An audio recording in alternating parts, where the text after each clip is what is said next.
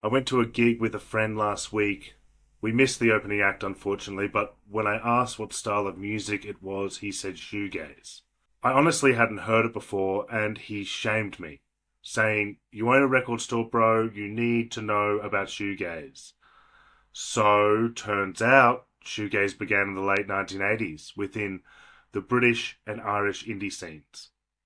These networks of bands were shaped by post-punk, new wave, and 60s and 70s psychedelia. They played in small clubs and studios that valued independent production and a do-it-yourself mindset, a continuation of the punk mentality. The result was a genre that was experimental, introspective, and atmospheric.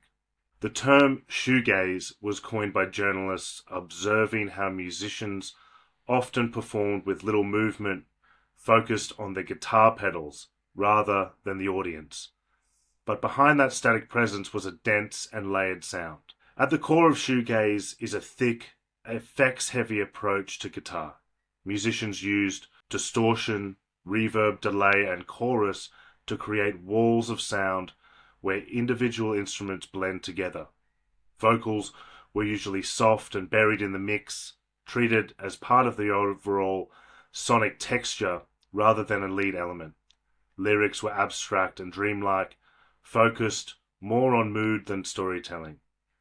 Key early examples include The Bloody Valentines, When You Sleep, Slow Dives, Allison, and Ride's Vapor Trail.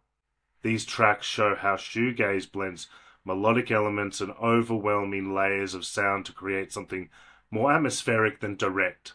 Here's a soundtrack, some of the pioneers and the bands that shaped what came before it.